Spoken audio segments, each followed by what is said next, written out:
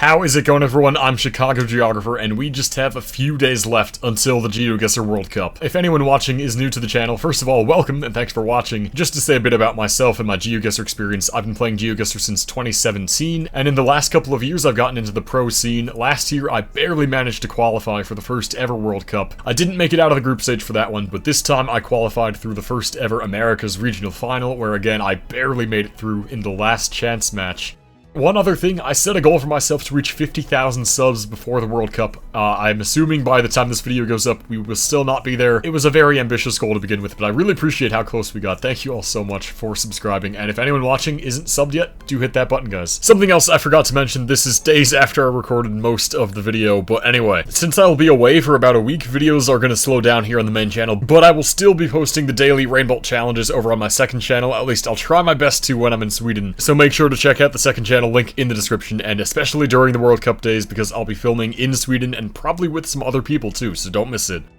Now, between last year's World Cup and this World Cup, the skill level in the GeoGuessr community has just exponentially increased, from what was already insane to what's now almost unfathomably insane. Not only the amount of research and meta information that people have compiled around the internet, but also just the sheer number of players who are insanely good at the game. We have a lot of newcomers this World Cup who only started playing a year or two ago, and they're already at the top of the competition, so things have changed a lot in the community. And that leads me to my personal dilemma with practicing GeoGuessr, staying good and relevant in the competitive scene. As I said, I've been playing GeoGuessr since 2017, and I've sort of witnessed the entire birth of GeoGuessr as an esport. From when I started playing GeoGuessr up until last summer, I was a full-time student. I was finishing high school, finishing university. Now that I've been out of university for over a year, I've been working as a content creator now. GeoGuessr for me has always been a hobby. It was never something that I thought would become an esport, let alone something that I would actually be at the top of the scene in. I'm incredibly honored to be in this position, but especially in the last year or so, I feel like I've really fallen behind in terms of practicing, in terms of knowledge. I've just not been able to keep up either with the very dedicated crowd or the younger crowd, people who have more time on their hands. So this leads me to my general thoughts about the groups. Let me pull them up right here. So I'm in Group A, the group that's playing first on the first day. This group is unbelievably stacked. I still can't get over this, honestly. We have Kansas, World Cup champion last year. This guy won the whole thing. We have Sheena, who's arguably the best player ever to come out of Japan, which is already one of the greatest countries at the game.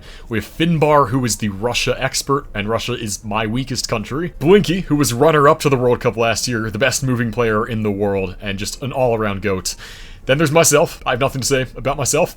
And then we have Swan Gambit, again hailing from a country that has produced so many GeoGuessr pros in Poland. He won the Polish wildcard tournament. He is a force to be reckoned with as well. So this group is unbelievably strong. I'm just gonna come out and say it. I feel out of place. I honestly do. I look at these names and I see myself there and I'm like, how am I in this group? If I had to predict how things are gonna go down, you would have to say Kansas and Blinky would move out of the group. I hope that both of them do. They more than deserve to. From there, the fight for the third slot is a little bit more competitive. I would say all four of us have a realistic shot of getting there. I would say I'm definitely on the weaker side of getting that spot, but I could do it. I definitely could. Beyond that, though, I think it's really hard to predict what's going to happen. I think, especially with the 10-round limit enforced here, anything can really happen. That makes it even more random than just finishing out the full health. Games are going to be quick. They are going to be very close, evenly matched in a lot of cases, not only in my group, but all these groups. So yeah, there's no real way for me to know, but I have to say, just looking at history, my own abilities, knowing myself, knowing this community inside and out, I am on the weaker side. There's no question. Taking a look at the other groups, though, we have Group B, which I think is actually insane as well. This is a crazy, crazy group. I'm actually recording this the day before the wildcard tournament, so I don't know who it is yet, but we will know when this video goes up. No matter who it is, I feel like this group might be the most evenly matched. I think any combination of these 6 players could be the top 3 in the group. It's going to be really exciting to watch. Group C is pretty cool as well. We have a lot of newcomers to the scene, especially Spaghetti, who's only been playing for like a year or two at most. Karania as well burst onto the scene. Kratzo making a name for himself from France. We have 3 slightly more veteran players in Jake Lyons, Armani Radu. This is a great group. I'm excited for this one as well. Group D, if you have to pick a weaker group, and weaker in quotations, all these groups are insane. Group D is probably the weakest one. That's an injustice to Group D. These guys are insane. MK is honestly a favorite in my opinion to win. I think he could surprise a lot of people. We have so many GOATs in this group as well. So again, as I said, all 4 of these groups, it's very hard to predict. You never know what's going to happen. It's so random. random. And case in point with that, everyone expected like Consus or Blinky to win the European finals, but it was actually Topotic who took home the championship with Kratzo in second place. So again, anything's possible. It is very easy for the favorites to not do as well as they're predicted to do, so we'll see if that happens for my group. We just don't know. I've been yapping about this for a bit, so let me just say one more thing that I want to get across to you guys. I want to preface this as well by saying most of this is probably just in my head, my own inner demons and perceptions of things. But for me, and you probably know this about me if you've watched my content for a while, especially my Twitch streams, is that I'm a very competitive person and I do not like to be judged negatively. So just knowing that objectively I am on the weaker side of players in the World Cup, I feel like there's a certain subgroup of people who maybe aren't explicitly saying it, but I can kind of sense the vibe in that people feel like I don't belong in the World Cup. And again, whether that's a projection of my own inner imposter syndrome or not, I don't know, but that is how I feel. I feel like I almost don't deserve to be here. Just like as an example, thinking of the wildcard slot, this fourth one here, the fact that only one of Harrier, Harmless, Bag, or Trickster could make it to the World Cup, yet I'm already in,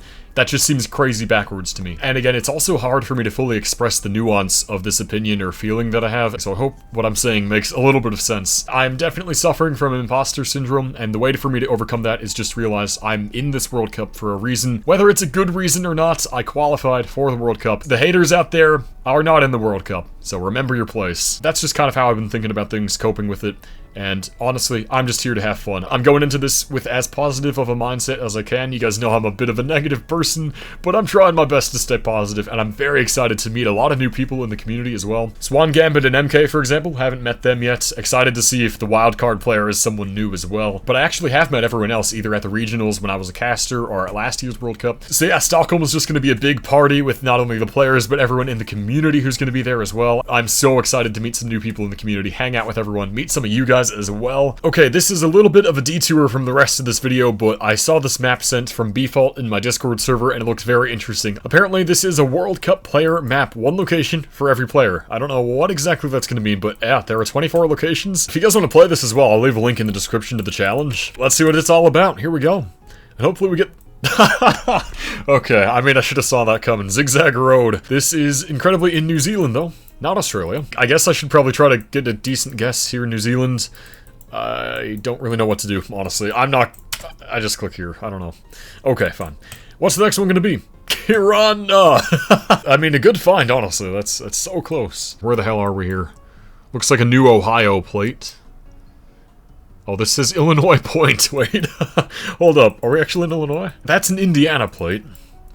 That's a giant blur. That's an Ohio plate. I think this is actually Ohio. I don't know why it's called Illinois point, but yeah, just go in like the Cleveland suburbs or something here.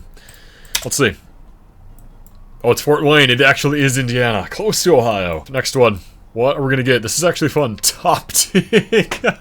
when I see Topotic, I'm gonna call him that in Sweden. Toptic. What's good, Toptic? How's it going, Kirana? Anyway, this is France. Here we got a lot of French. It's mountainous here. Yeah, this is definitely feeling pretty far south. Yeah, I can see like just somewhere in here. Honestly, let's try that. Yeah, not bad. Oh, just Marseille. Okay. Even more south, but not bad, not bad. 2 more rounds. Crookst. Oh, that's creative as hell. Because it's Crookst. So Crook Street. Oh, that's genius. I don't know if I would have thought of that. This is a really great idea, honestly. Shout out to Bfault for this. I'm having fun. Alright, we're back in the US here. What's going on? Looks northeastern, these houses. Oh, there's an area code. 410. Yeah, that's a Maryland area code. I can see Maryland, for sure. That would make sense. So yeah, I'm gonna go like up here. Let's see. Wait. Was it not 410? I'm gonna look at that again. Oh, it's 440. Oh my god. This is why you can't trust area codes all the time. Especially because you can misread them. Bag. I don't know why I'm finding these so funny. I mean, great find. Bag, Hungary. Where do you go with that? Maybe over by the lake? Balaton? Nope, just by Budapest. Okay. I mean, not the greatest performance here, but a fun map. Really enjoyed this. Again, this is the second part of me recording this video, so I probably have more stuff to say in the past, so back to that. So guys, those are my general thoughts about the World Cup. Hopefully this was at least somewhat interesting or relevant for you guys watching this. As always, everyone, I really appreciate your support. I hope to see you cheering me on in the chat or in the audience or wherever you are in the world watching this event. It means so much to have you guys rallying behind me. Without you guys, I would not be nearly as confident, so thank you, seriously. And I will leave you all with that. Do not miss the World Cup. This is going to be absolutely insane to watch. I will leave all the information that you need to know in the description, especially if you're hearing about this for the first time. Thank you so so much for indulging me in my rants. I hope you enjoyed this video, and I will see you all from Stockholm very soon.